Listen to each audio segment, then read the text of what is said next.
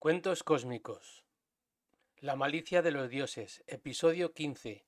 La némesis de Tiamat. Parte del sistema solar se había convertido en una escombrera y el espacio en un lugar lleno de chatarra inservible. Miles de naves de ambos contendientes habían sido destruidas y sus restos vagaban por el espacio o habían sido absorbidos por el flujo gravitacional de los planetas involucrados en la deflagración cósmica entre entes regresivos y entes progresistas. Así dicho, sonaba todo muy dualista, pero no dejaba de ser una lucha de intereses dada en un nivel de conciencia o densidad baja. Otras naves habían sido dañadas gravemente, y en especial una nave gigantesca biosfera andromedana, que había caído en una emboscada realizada por dos destructores de gran calado Draco.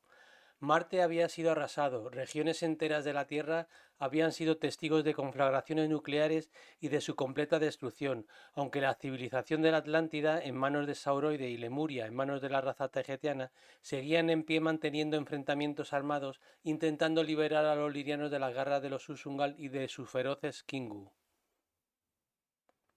Venus había corrido casi la misma suerte que la Tierra, pero afortunadamente buena parte del planeta se mantenía intacto.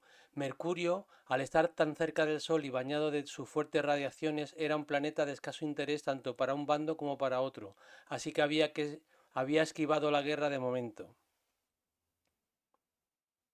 En cuanto a los planetas más allá de Tiamat, es decir, Júpiter, Saturno, Urano y Neptuno, estaban bastante resguardados por los Caristus y la Alianza, así que las fuerzas sauroides no habían recalado allí, sobre todo por ser un hábitat poco recomendable para su vida. Eran planetas de alta densidad y sobre todo Júpiter, y entre los escombros y chatarra del Sol 13 todavía quedaba un planeta prácticamente intacto, Tiamat. Tiamat era el queridísimo planeta de los Caristus, habitado por fauna marina casi en exclusividad.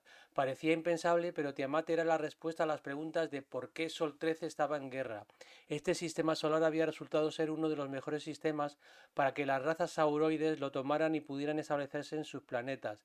Así que los mandos oficiales regresivos de la Alianza Galáctica, con sus naves, tenían la misión de ir preparando estos planetas para que las razas sauroides pudieran alojarse en ellos y vivir inicialmente de manera pacífica con otras razas que ya los habitaban. Pero había ciertos inconvenientes que había que resolver. Y ahí estaba el kit de la cuestión. El sistema solar entero era un sistema de un nivel de conciencia y vibración incompatible con la frecuencia existencial de los auroides. El planeta Tiamat era un planeta de muy alta conciencia y era un obstáculo para el establecimiento de las razas regresivas en este sistema solar. Además, la raza Caristus, tan elevada espiritualmente, eran los custodios de dicho sistema solar y especialmente de Tiamat. Caristus había negado a pertenecer a la Alianza Galáctica por desconfiar mucho de ella. Algo en la Alianza no le resonaba. No querían que la Alianza interviniera, aunque por respeto a las otras razas miembro con las que se llevaba bien, debía cooperar de la mejor manera posible para echar a las razas sauroides del sistema solar. Si es que ese era el verdadero motivo por el que los oficiales y mandos de la Alianza habían llegado a Sol 13. Las entidades superiores a las que obedecían los oficiales regresivos de la Alianza habían urdido una estratagema que debían de seguir al pie de la letra. Se trataba de un atentado de falsa bandera. Había que crear una distracción que sirviera de excusa para la destrucción del planeta Tiamat y echarle la culpa a los auroides y así mantener el buen nombre de la Alianza frente a las razas miembro que desconocían por completo los intereses ocultos que poseían algunos de los oficiales de la misma. Esta era la excusa real de por qué los andromedanos habían puesto tanto celo en la salvaguarda del planeta, y no era porque allí hubiera una conciencia de alta densidad que hubiera que preservar. Precisamente la alta densidad y conciencia del planeta Tiamat era la que realmente sobraba. Se estaban reservando la destrucción de Tiamat para dar por finalizada la guerra en Sol 13, bajar la frecuencia del sistema solar e instaurar un gobierno de terror en la sombra comandado por las razas sauroides y encabezado por los Draco. Para conseguir el objetivo, se haría creer que ciertas facciones reptiles, aprovechando los conflictos en los otros planetas y creando operaciones de distracción aquí y allá, habían instalado en una pequeña isla de Tiamat una base secreta ficticia para transmitir señales, espiar los movimientos de las naves de la Alianza y destruir objetivos en el espacio con cañones de energía de alta energía. Era un señuelo para preparar una emboscada en contra de los miembros de la Alianza. Todo había sido minuciosamente calculado y organizado. Gracias a los avanzadísimos interferómetros de proa de los cruceros estelares taigetianos que habían sido convocados en la órbita baja de Tiamat por las naves andromedanas que vigilaban constantemente el planeta, los centros de información y control de las naves confirmaban la presencia de una base sauroide armada con cañones de energía muy potentes y que estaban listos para disparar. Había sido fácil engañar a los interferómetros y a los taigetianos que habían caído fácilmente en la emboscada. Ante la inminencia del ataque sauroide contra las naves en órbita de la Alianza, los oficiales de inteligencia de las naves de Taigeta pedían permiso para disparar y destruir la base sauroide dentro del planeta.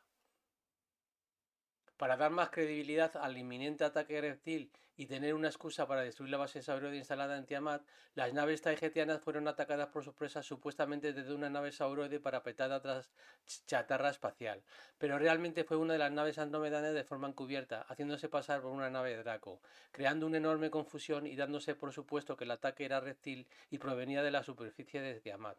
Fue entonces cuando las naves taigetianas, con apenas un arañazo en el casco, recibieron la orden de atacar la ubicación en superficie de la base sauroide.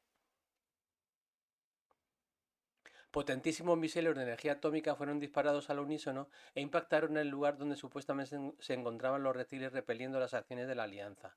La detonación nuclear fue tan poderosa que lo que se inició a continuación iba a provocar consecuencias devastadoras. Finalmente, y al cabo de pocos días, Tiamat comenzó a desintegrarse ante el asombro de todos. Muy pronto, el planeta explotaría y provocaría un cataclismo de dimensiones inimaginables en todo el sistema solar.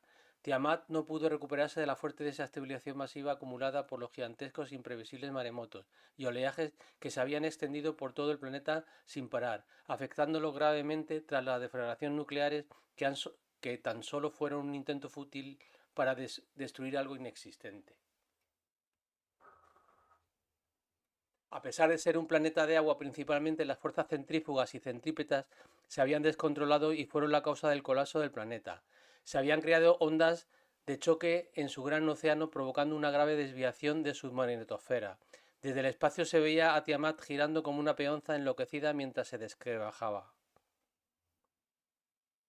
Aún no se sabía cómo podía afectar la destrucción de Tiamat al resto de planetas circundantes, pero parecía claro que de una forma o de otra Venus, la Tierra y Marte quedarían muy perjudicados. Nadie había imaginado que el planeta entero pudiera destruirse de tal manera.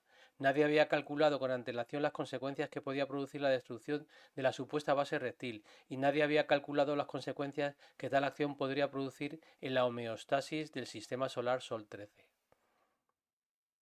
Ante las dudas surgidas había que abandonar el lugar lo antes posible y alejarse hasta el borde exterior del sistema solar 13 o más allá.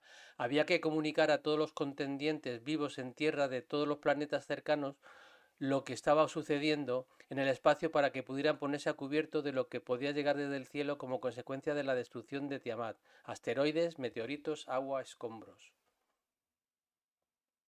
Por otro lado, era imposible rescatar a todos los habitantes de estos planetas si no poseían alguna manera de abandonarlo en caso de que la destrucción de Tiamat afectara a los ecosistemas y entornos de dichos planetas. Los enfrentamientos violentos en el espacio de los meses anteriores habían destruido tantas naves que apenas había suficientes para extraer a todos los habitantes de los planetas afectados. Cantidades ingentes de escombro y sobre todo de agua empezaron a expelirse hacia el espacio desde el corazón de Tiamat. El agua inmediatamente se congeló y se convirtió en rocas que comenzaron a vagar por el cosmos, describiendo una trayectoria que era dibujada por las dinámicas gravitacionales de los planetas próximos, que en aquel momento eran la Tierra, Marte y Venus. El hueco que había dejado Tiamat en Sol 13 era indescriptible. Tiamat, como organismo vivo que era, se desangraba y esa sangre, esa energía planetaria impregnada por los sufrimientos de todas las consciencias que perecieron en la destrucción del planeta, también fue a parar al espacio. El gu negro del planeta, su consciencia, acompañaba a las rocas y al agua en su deambular por el universo. Viendo lo que estaba sucediendo, los científicos de la Alianza, mayormente los de raza taigetiana, se dieron cuenta del error que habían cometido al disparar a ese punto en concreto de Tiamat. Ahora se habían calculado con precisión las consecuencias que traerían la destrucción del planeta y no solo eso, el resultado de sus cálculos era cataclísmico. Con la destrucción de Tiamat, la homeostasis del sistema solar se vería gravemente dañada, y para que volviera a su punto de estabilidad, la dinámica planetaria de Sol 13 debía cambiar considerablemente. La disposición de los planetas dentro del sistema solar cambiaría de manera irreversible, y a las lógicas consecuencias físicas de la tragedia había que añadir las consecuencias metafísicas que suponía la destrucción de un planeta de alta conciencia como era Tiamat. Caristus ya lo había advertido, pero no fue escuchado suficientemente. Ellos ya sabían que la destrucción del planeta no había sido un fallo táctico. Alguien había tomado la decisión de destruirlo, y la decisión de hacerlo había sido tomada por varios motivos. El principal era como venganza porque Caristus había rechazado pertenecer a la Alianza y se realizaba como castigo a su negativa. El segundo motivo y más importante era que Tiamat era una conciencia demasiado potente y mantenía la vibración del sistema solar en niveles muy altos.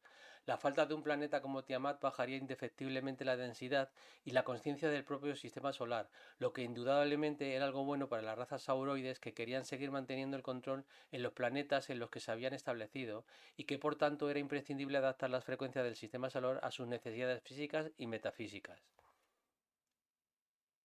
Pero aunque era un avance para estas razas regresivas, no todo estaba conseguido.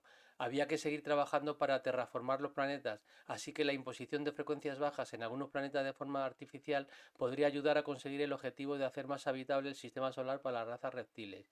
Y esto solo podía hacerse con la ayuda de los entes regresivos que formaban la cúpula de la Alianza en este sistema solar. Mientras todo eso pasaba, los miembros de la Alianza se lamentaban de lo acontecido y echaban la culpa de lo ocurrido a las razas sauroides, a las que no podrían dar caza ni perseguir ni perseguirían porque las flotas de ambos contendientes habían sido prácticamente destruidas y estaban tan diezmadas que tardarían años en recomponerse. Años que utilizarían los reptiles para engrandar y consolidar su poder en Sol 13. Con la destrucción de Temas se daba por finalizada la batalla de Sol 13 dentro de las interminables guerras de Orión. Fin del episodio, nos vemos en el siguiente episodio, episodio 16, Caos Cósmico.